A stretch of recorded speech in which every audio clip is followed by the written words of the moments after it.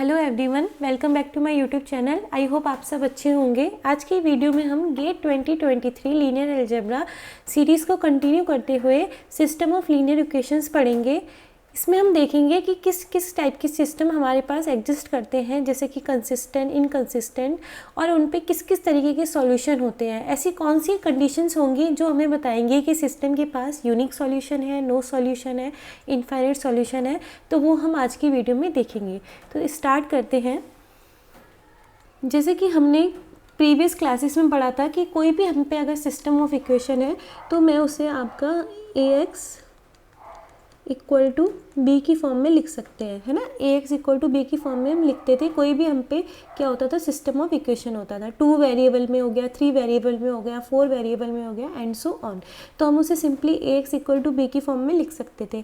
अब यहाँ पे हम देखेंगे कि इसको सॉल्व करने का क्या तरीका है और किस किस टाइप के सिस्टम एग्जिस्ट करेंगे। तो देखिए यहाँ पे जनरली हमारे पास दो टाइप के सिस्टम एग्जिस्ट करेंगे। एक सिस्टम होगा हमारा होमोजीनियस,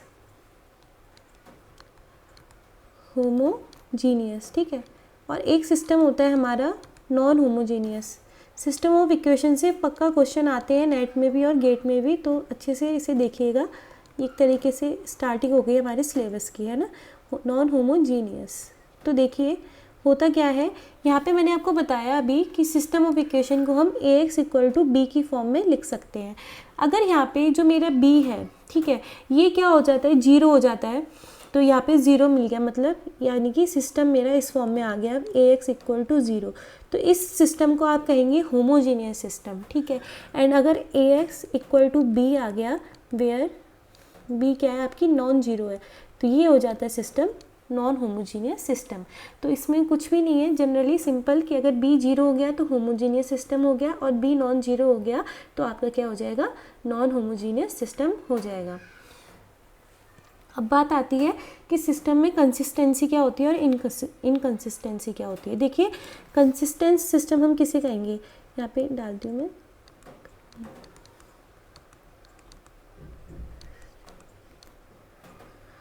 देखिए जो हमारा कंसिस्टेंट सिस्टम होगा वो हमेशा क्या करेगा, सॉल्यूशन रखेगा। अगर किसी सिस्टम के पास, सपोज करो मुझे एक सिस्टम दे रखा है यही वाला ax इक्वल टू बी, है ना, ये मेरा एक सिस्टम है, इसके सॉल्यूशन निकालेंगे। अगर इस सिस्टम के पास सॉल्यूशन मिल गए आपको, ठीक है, तो ये सिस्टम क्या होगा, कंसिस्टेंट होगा। और अगर इस सिस्टम के पास कोई भी सॉल्यूशन नहीं मिला तो आप इसे क्या कहोगे, इनकंसिस्टेंट। तो कंसिस्टेंसी इंपॉर्टेंट है सॉल्यूशन रखने के लिए। वो क्या कंडीशन आएगी वो सब हम बाद में देखेंगे कि कैसे पता लगाएंगे कि सिस्टम पे सॉल्यूशन है या नहीं है। बट एक हमें पहले ये समझना पड़ेगा कि कंसिस्टेंट का मतलब क्या होता है। तो कोई भी सिस्टम कंसिस्टेंट होगा अगर वो क्या करेगा, सॉल्यूशन रखेगा। तो अगर मैं बात करूँ होमोजीनियस सिस्टम की, तो देखिए होमोजीनियस सिस्टम में मैंने आपको बताया फॉर्म क्या होती है, ax इक्वल टू ज़ीरो। अब देखो यहाँ पे अगर आप x जीरो ले लो, है ना, अगर मैं x को जीरो ले लूँ तो मुझे क्या मिल गया, a zero equal to zero ही मिलेगा। तो यानी कि जीरो हमेशा सॉल्यूशन होगा कि नहीं होगा होमोजीनियस सिस्टम का। तो ये क्या इम्प्लाइज करेगा कि homogeneous system always have zero solution, है ना। ये तो सिंपल हो गया, ऑलवेज हैव ज़ीरो सॉल्यूशन। क्यों, अगर आप जैसे ही x की जगह ज़ीरो रखोगे तो बोथ साइड क्या हो जाएंगे, सेटिस्फाई हो जाएंगे, यानी कि जीरो उसका क्या सॉल्यूशन है। तो होमोजीनियस सिस्टम क्या होता है, हमेशा जीरो सॉल्यूशन होगा। तो इसका क्या मतलब होगा, this implies homogeneous system is always consistent.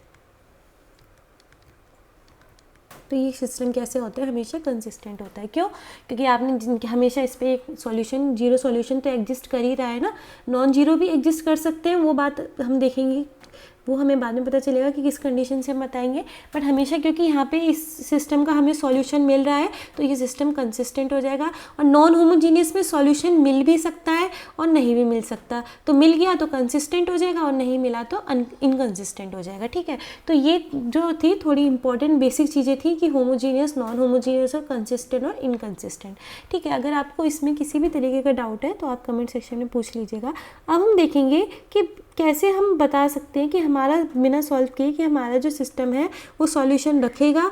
अगर रखेगा तो कैसे सॉल्यूशन रखेगा, यूनिक रखेगा, इनफाइनाइट रखेगा, तो वो देखेंगे, ठीक है। अब देखिए हमारे पास 3 टाइप के सॉल्यूशन होते हैं हमेशा। किस तरीके के? देखिए, एक होता है हमारे पास सिस्टम जिसके पास कोई सॉल्यूशन नहीं होता, तो हम उसे कहेंगे नो सॉल्यूशन, ठीक है। 3 टाइप के सॉल्यूशन होंगे, एक होगा नो सॉल्यूशन, एक अपने पास होता है यूनिक सॉल्यूशन, ठीक है, और एक हमारे पास होता है इनफाइनाइट सॉल्यूशन। यानी कि कोई सिस्टम है तो वो क्या कर सकता है, या तो नो सॉल्यूशन रखेगा, यूनिक सॉल्यूशन रखेगा, या फिर वो क्या करेगा, आपका इनफाइनाइट सॉल्यूशन रखेगा।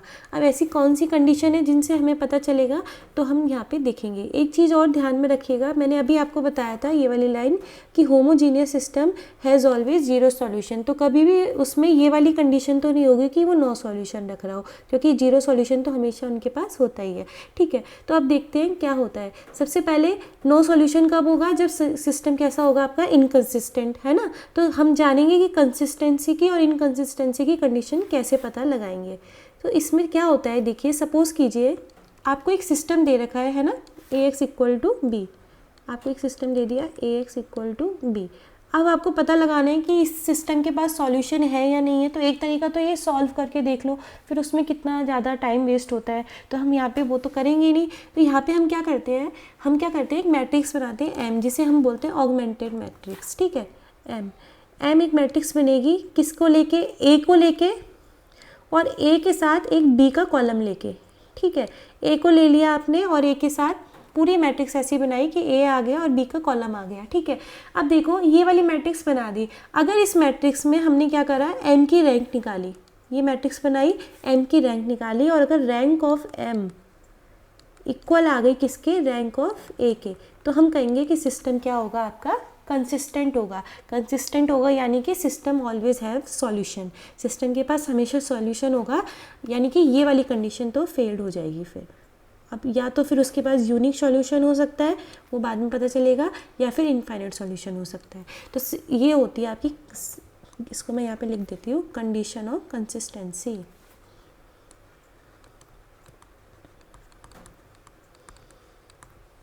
कंडीशन ऑफ कंसिस्टेंसी, है ना। यहाँ से आपको पता चलेगा कि आपका सिस्टम कंसिस्टेंट है या नहीं है, वो भी मैंने आपको बता दिया। आपको क्या करना है, ए के कॉलम और बी के कॉलम को, बी का एक कॉलम ऐड करके मैट्रिक्स बनानी है, उसकी रैंक निकालनी है। अगर उसकी रैंक यानी कि एम की रैंक ए की रैंक के बराबर आ गई तो सिस्टम क्या होगा, कंसिस्टेंट होगा, ठीक है। अब देखिए यहाँ पे हम देखेंगे कि अब यूनिक सॉल्यूशन का और हमें इनफाइनाइट सॉल्यूशन का कैसे पता लगेगा। सबसे पहले हम यूनिकनेस की बात करते हैं। नो सॉल्यूशन की बात कर ली ना, अब हमें पता लगाना है किसका, यूनिकनेस का। तो देखिए यूनिकनेस की बात करते हैं,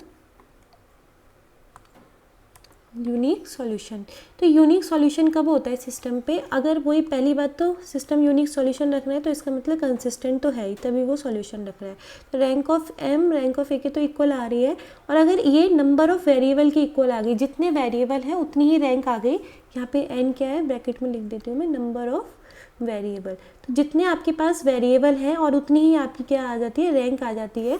तो इस कंडीशन में आपको क्या मिलता है, यूनिक सॉल्यूशन मिलता है। क्योंकि इस कंडीशन में होता क्या है कि जो जितने भी होते हैं ना, हम पे फ्री वेरिएबल नहीं मिल पाता, तो हम क्या कर सकते हैं, फ्री वेरिएबल मिल गया तो हम अपनी तरफ से फील्ड से वैल्यू उठा के दे रहे थे, तो कॉम्बिनेशन बनते जाते हैं और इनफाइनाइट सॉल्यूशन मिल जाता है।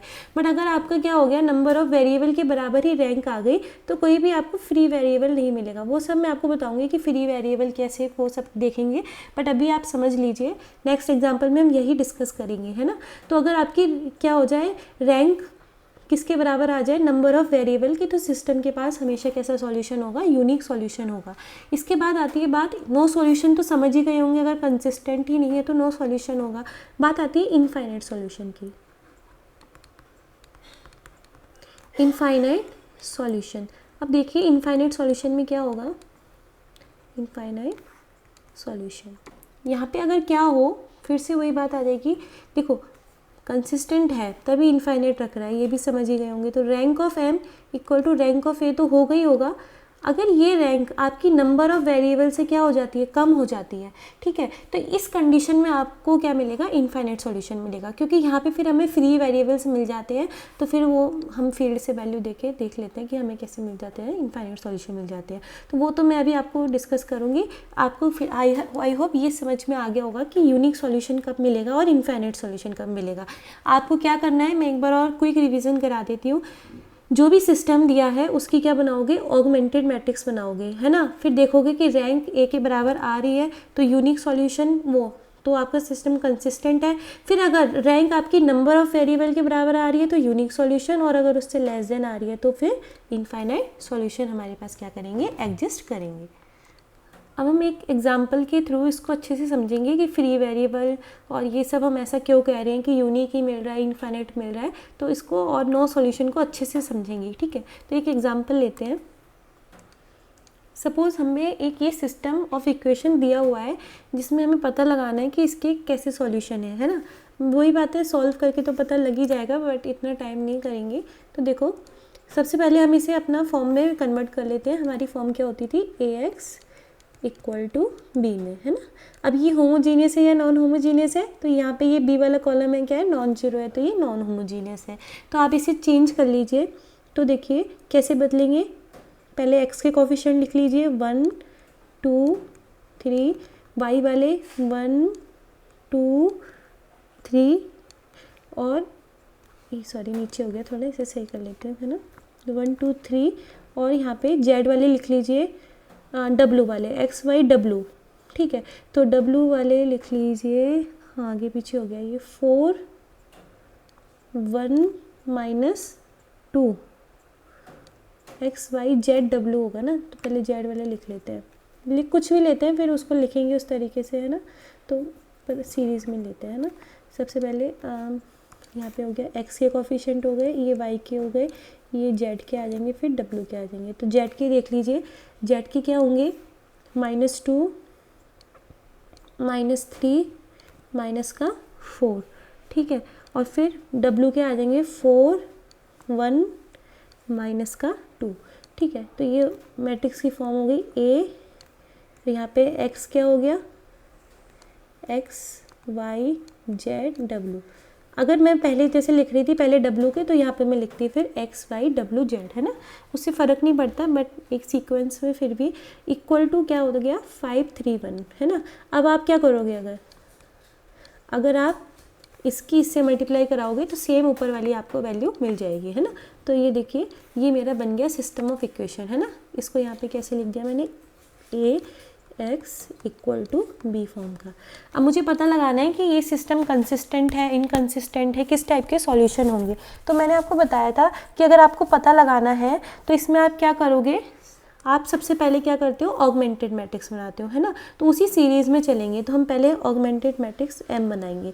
तो एम कैसी बनेगी मेरी, ए मैट्रिक्स को लेके और बी मैट्रिक्स को लेके। तो ए को लिख लीजिए, ए मैट्रिक्स हो गई आपकी 1 2 3 1 2 3 -2 -3 -4 4 1 -2, है ना। और फिर आप यहाँ पे क्या लिख लोगे, बी वाला कॉलम लिख लोगे, है ना। तो बी वाला लिख लो, तो ये बनेगा 5 3 1। ये मेरी एक मैट्रिक्स बन गई, कौन सी, एम मैट्रिक्स, ठीक, क्लियर। इससे नेक्स्ट मैंने आपको क्या बताया था, कंसिस्टेंसी चेक करेंगे, तभी तो पता चलेगा सॉल्यूशन है। अगर सॉल्यूशन होगा उसी के बाद हम जज करेंगे ना कि यूनिक है या फिर इनफाइनाइट है। तो कंसिस्टेंसी चेक करने के लिए मैंने आपको क्या बताया था कि क्या वो होती है, जब रैंक ऑफ एम बराबर हो जाती है रैंक ऑफ ए के। तो हम पहले एम की रैंक निकाल लेते हैं और ए की रैंक निकालेंगे, फिर देखेंगे कि दोनों बराबर हैं या फिर नहीं है। तो एम की रैंक निकालिए। अब रैंक की बात आती है कि रैंक कैसे निकालेंगे। मैंने आपको कल बताया था रैंक निकालने के लिए हमें क्या करना पड़ता है, इक्लन फॉर्म बनानी पड़ती है, और फिर इक्लन फॉर्म बना के हम देखते हैं कि रैंक जितनी भी नॉन जीरो रोज होती है वो रैंक होती है। आप चाहे तो आप इससे प्रीवियस वाली वीडियो देख सकते हैं कि रैंक कैसे निकालनी है। तो अब देखिए, सबसे पहले पहला वाला आपने उठा लिया रो, तो पहली वाली रो में तो कोई चेंज नहीं होगा, 1 1 -2 4, और ये क्या आ जाएगा 5 आ जाएगा, ठीक है। अब दूसरी वाली रो में क्या करेंगे, अब मैं यहाँ पे क्या कर देती हूँ, R2 में चेंज कर देती हूँ, R2 में चेंज कर रही हूँ मैं R2 -2 R1। क्यों, क्योंकि मुझे यहाँ पे क्या चाहिए, यहाँ पे 0 चाहिए, यहाँ पे भी 0 चाहिए, तो यहाँ पे भी चेंज कर दो। R3 से चेंज कर दो R3 माइनस 3R1। क्लियर इतना? तो ये क्या बन जाएगी आपकी, ये हो गया आपका 0, ये भी हो गया आपका 0, ये हो गया -3 और +4, तो ये बन जाएगा आपका 1, है ना, 1। और इधर हो गया आपका R2 में चेंज करा ना 2R1, ये शायद गलत हो गया, एक सेकेंड, ठीक है ना। तो R2 से 2R1 यानी कि 1 - 8, तो ये बन गया -7, ठीक है। और यहाँ पे भी करेंगे तो 3 - 10, ये भी बन गया -7। फिर R3 में चेंज करा तो ये बन गया 0, ये बन गया आपका 0, -4 + 6, तो कितना हुआ 2, है ना, 2। यहाँ पे हो गया -2 + 12, -2 + 12, तो ये -2 - 12, तो ये बन गया 14, एक सेकेंड, -14, चल क्यों नहीं रहा ये, -14, और इधर क्या बना 1, ये 1 हो गया, और -15, तो ये भी बन गया -14, ठीक है। तो इक्लन फॉर्म हो गई। अभी भी नहीं हुई इक्लन फॉर्म, क्यों? ये वाला पाइवोट यहाँ पे हमें 0 चाहिए इधर, तो हम क्या करेंगे, इस वाली रो में एक और इंटरचेंज लगाएंगे। तो ये हो गया आपका R3 में इंटरचेंज करा, R3 - 2R2, तो ये बन गया आपका 1 1 - 2 4 5, ठीक है। और ये बन गया आपका 0 0 1 -7 -7, और इसमें 2 टाइम्स घटाया तो 0 0, ये हो गया 0, ये भी 0 और ये भी 0, तो ये पूरा ही क्या आ गया, 0 आ गया। ये इक्विवेलेंट फॉर्म बन गई है। अब आप चेक कर सकते हो, एक पाइवोट ये रहा, एक पाइवोट ये रहा, और प्रीवियस वाले पाइवोट क्या है, राइट में है, तो ये इक्विवेलेंट फॉर्म बन गई है। यहाँ पे अब आपको फ्री वेरिएबल का कॉन्सेप्ट समझ में आएगा।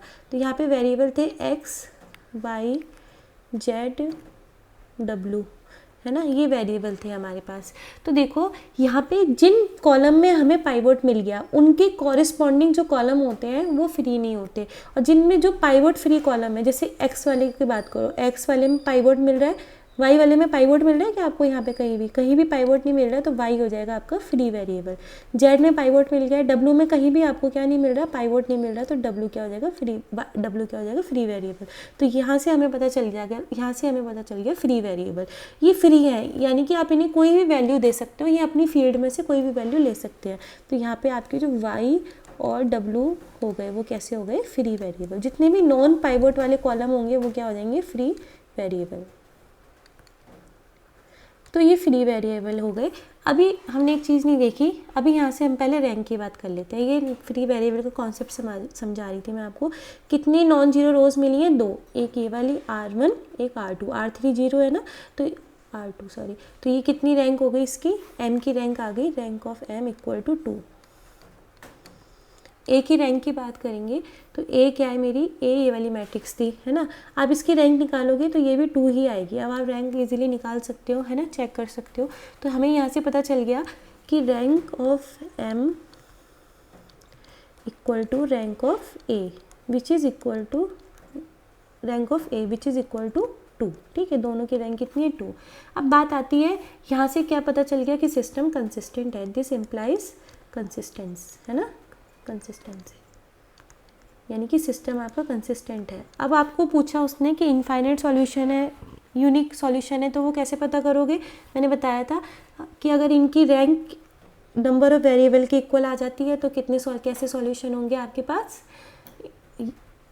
यूनिक सॉल्यूशन होगा, है ना। और अगर नंबर ऑफ वेरिएबल के इक्वल नहीं आती तो मैंने आपको बताया था कि हमें क्या मिल जाते हैं, फ्री वेरिएबल, और फिर उस कंडीशन में हमारे पास कैसा सॉल्यूशन हो जाता है, इनफाइनाइट। क्योंकि आपको यहाँ पे डायरेक्ट पता चल रहा है कि फ्री वेरिएबल मिल रहे हैं, तो यहाँ से ही आप बोल सकते हो कि इस सिस्टम के पास कैसे सॉल्यूशन होंगे, इनफाइनाइट सॉल्यूशन होंगे। और अगर आप इसे थ्योरेटिकली चेक करना चाहते हो तो भी आप चेक कर सकते हो। कैसे, यहाँ पे क्या हुआ, रैंक 2 है और नंबर ऑफ वेरिएबल कितने हैं, नंबर ऑफ वेरिएबल है 4, तो रैंक लेस देन हो गई ना नंबर ऑफ वेरिएबल से। तो यहाँ से भी आप बता सकते हो कि इसके पास कैसे सॉल्यूशन होंगे, इनफाइनाइट सॉल्यूशन होंगे। और उन इनफाइनाइट सॉल्यूशन का एकमात्र रीज़न क्या है, क्योंकि हमें क्या मिल गए, फ्री वेरिएबल मिल गए। तो फ्री वेरिएबल मिल गए तो होता क्या है कि जैसे कि मेरे पे फील्ड R है, सपोज करो आर फील्ड रियल नंबर की फील्ड है, तो ये वाई और डब्ल्यू फ्री है। फ्री का मतलब है कि ये इस आर में से कोई भी वैल्यू ले लेंगे। अगर मैं इसको 1 लिखूँगी तो फिर एक्स वाई जेड की वैल्यू अलग आएगी ना, अगर मैं डब्ल्यू को 1 ले लूँ, क्योंकि मैं डब्ल्यू को कुछ भी ले सकती हूँ, डब्ल्यू को 2 ले सकती हूँ, 3 ले सकती हूँ। तो जैसे जैसे मैं डब्ल्यू की वैल्यू चेंज करती जाऊँगी, मुझे एक्स वाई और जेड की वैल्यू भी कैसी मिलती जाएगी, चेंज मिलती जाएगी। यानी कि मुझे सारे के सारे अलग अलग तरीके के क्या मिलते जाएंगे, सॉल्यूशन मिलते जाएंगे। ठीक है, इसलिए हम कहेंगे यहाँ पे इनफाइनाइट सॉल्यूशन है। अगर आप यहाँ पे फाइनाइट फील्ड ले लोगे तो फिर उसके अकॉर्डिंग आप बताओगे कि मोर देन 1 सॉल्यूशन है बट फाइनाइट है ना। तो वो कॉन्सेप्ट यहाँ से आता है फील्ड का। यहाँ पे फील्ड का बहुत बड़ा रोल है, तो फील्ड को हमेशा कंसीडर करके रखिएगा। तो यहाँ से आई होप आपको इस एग्जाम्पल के थ्रू ये समझ में आया होगा कि हम कंसिस्टेंसी कैसे चेक करेंगे और कैसे पता करेंगे कि किसी सिस्टम के पास इनफाइनाइट सॉल्यूशन है, यूनिक सॉल्यूशन है या फिर नो सॉल्यूशन है ना। अब देखो नो सॉल्यूशन का रीज़न क्या होता है वो भी एक तरीके से जान लेते हैं कि हम क्यों कह देते हैं कि नो सॉल्यूशन है, अगर रैंक बराबर नहीं आ गई, या फिर उसे किस तरीके से और समझ सकते हैं। तो यहाँ पे आपको रैंक निकालना ही है, मतलब मेन तो है ना। यहाँ पे रीज़न ये होता है, इसका एक रीज़न हम एक लैंग्वेज में और बोल देते हैं कि सपोज़ करो मैं आपको एक सिस्टम लिख के दे रही हूँ, ठीक है, रैंक इक्वल क्यों नहीं आएगी, इसका एक रीज़न आप यहाँ से देख सकते हो। सपोज़ करो मैंने एक सिस्टम दिया आपको 1 2 3 0 1 2 0 0 0, ये ए है मेरा, ठीक है।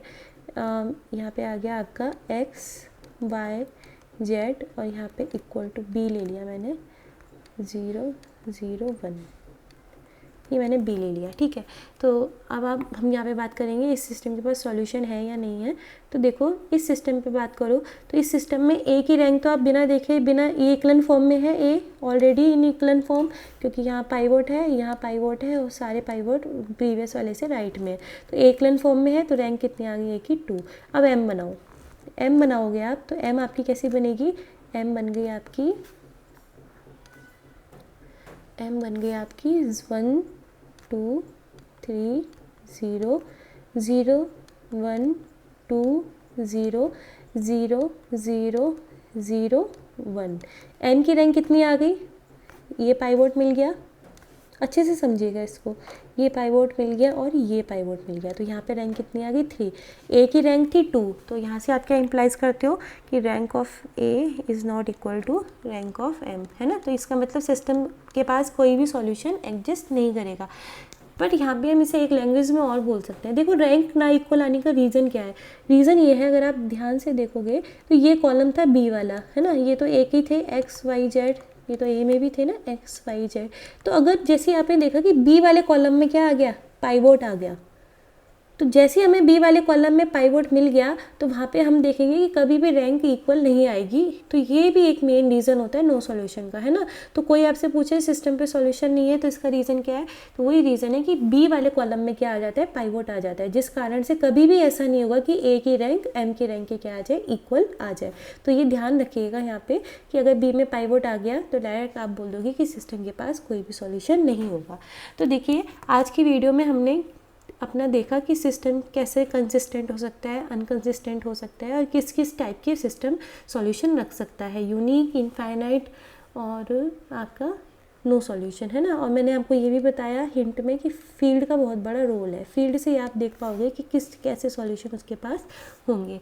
तो ये टॉपिक सिस्टम ऑफ इक्वेशन बहुत इंपॉर्टेंट है और जितना मैंने आपको बताया इतना इनफ है। अगर आप इसे अच्छे से समझ लो, है ना, 1-2 क्वेश्चन करो, कोई डाउट है तो आप टेलीग्राम में भी पूछ सकते हैं।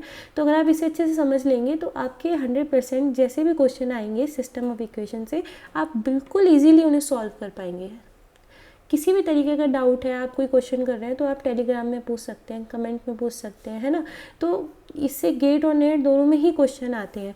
तो अगर आपको कोई भी डाउट होगा तो प्लीज़ पूछिएगा, है ना, मुझे अच्छा लगेगा। और अगर आपको वीडियो अच्छा लगे तो प्लीज़ लाइक, सब्सक्राइब और शेयर कीजिएगा। अब हमने ऐसे टॉपिक कर लिए हैं कि हम इसके अब प्रीवियस क्वेश्चन डिस्कस कर सकते हैं, तो वो कल की वीडियो में हम इसके प्रीवियस ईयर क्वेश्चन डिस्कस करेंगे। अभी तक हमने अपना रैंक, ट्रेस, डिटर्मिनेंट और ये सिस्टम ऑफ इक्वेशन पढ़ लिया है और उनकी प्रॉपर्टीज़ पढ़नी है। तो इनसे बेस्ड जितने भी प्रीवियस ईयर क्वेश्चन आए होंगे वो हम कल डिस्कस करेंगे। अगर आपको वीडियो अच्छा लगा हो तो प्लीज़ लाइक, सब्सक्राइब और शेयर कीजिएगा, जितना ज़्यादा हो शेयर कीजिएगा। Thank you for watching.